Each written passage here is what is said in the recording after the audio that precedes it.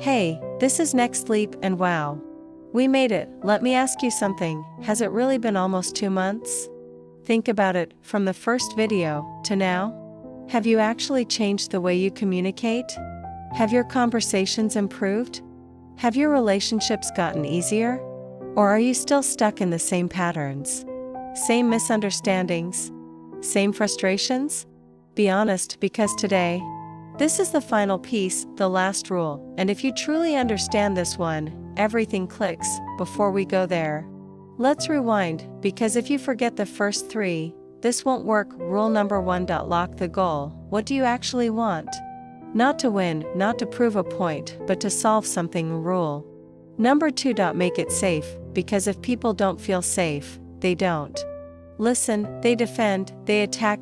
Or they disappear. Rule number 3. Control your thoughts, because what you see is not always true, what you hear is not always complete, and what you feel is often just a story your mind created. Now, we unlock the final rule. Rule number 4. Lead the conversation. Don't force it. Let me ask you something. Have you ever been in a situation like this? You know the other person is wrong, you need to say something, but the moment you try, it either turns awkward or it turns into conflict. So what do? Most people choose one of 2 paths. They either say everything and damage the relationship, or say nothing and damage themselves. So here's the real question. Is it possible to be honest and still be respected? Yes, but only if you know how. Point 1. Why most people fail at hard.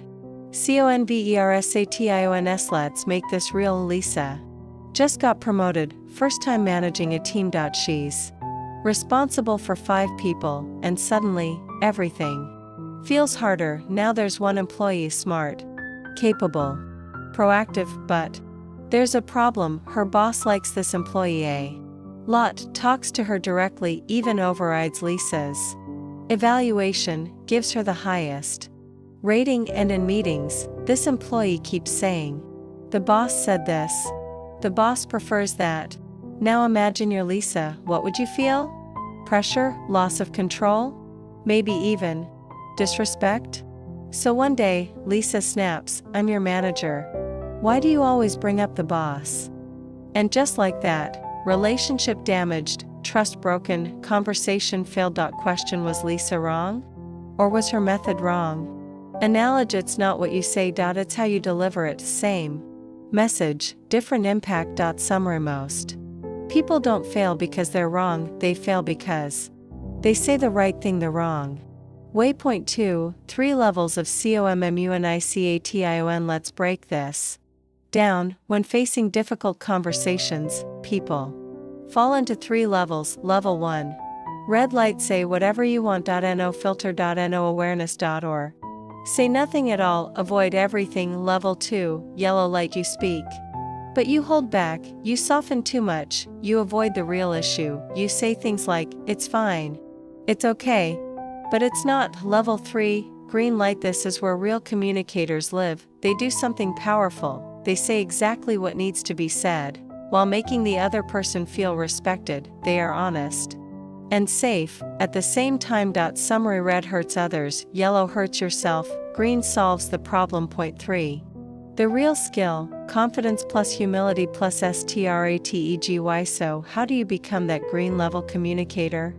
You need 3 things. Confidence. Let me ask you, why don't people speak up? Because they're afraid of conflict, afraid of rejection, afraid of being wrong. But confident people think differently. They believe, my intention matters. I'm not here to attack, I'm here to solve. Example: instead of thinking, "What if I offend them?" they think, "What if not saying this creates a bigger problem?" Analogy: confidence is like standing on solid ground. Even if there's tension, you don't lose balance. Summary: if you don't believe in your message, no one else will. Humility: now here's where most people get it wrong. Confidence is not arrogance, real confidence includes humility. It says, "I believe I'm right, but I'm open to being wrong." Example: you express your idea, but you're willing to adjust it, you listen, you adapt. Analogy: confidence without humility is a Wall, confidence with humility is a bridge. Summary, if you want people to listen, you have to be willing to listen first. Strategy, this is the game changer, because even if you're confident and humble, without structure, you'll still mess it up. So here's the structure. Point 3 steps, remember this. Point 4. The 3-step method, SEA method.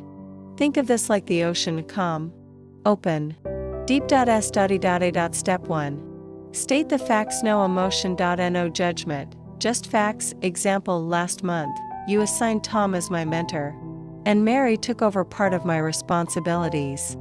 That's it. No accusation. No interpretation. Why this works: facts don't trigger defense, opinions do. Summary, start with reality, not your story about reality. Step 2. Express carefully. Now you share your perspective, but carefully, not aggressively. Example: I might be wrong, but it feels like you might have concerns about my performance. See the difference? You're not forcing a conclusion. You're opening a conversation. Analogy, it's like knocking on a door, not breaking it down. Summary, strong opinions close conversations, curious statements open them. Step 3. Ask for their view. Now this is the most powerful part. You invite them in. Example: I'd really like to hear your perspective on this. What's your thinking behind this decision?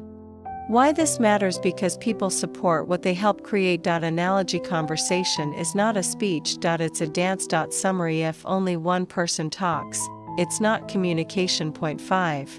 Real case. How this changes everything. Let's go back to Lisa. Instead of attacking, she could say this: during the last few meetings, I noticed you often reference the boss's direction. I might be misunderstanding, but I feel like my role as your manager might be getting blurred. I'd really like to understand how you see this. Now think same issue, completely different result. Summary, same truth, better delivery, better outcome. Point 6. Why this method works? Because it solves 3 problems at once. It protects safety, no attack, no defense. It keeps honesty, you still say what matters. It builds alignment, you invite collaboration. Final analogy, most people try to win conversations, great communicators try to guide them. Final summary. Lock this in 4 rules. That's all you need. Lock the goal, make it safe, control your thoughts, lead the conversation. If you can do these 4 things, you don't just communicate better, you think better, you act better, you lead better. Final question. Now, I want to challenge you. If you were Lisa, what would you say differently?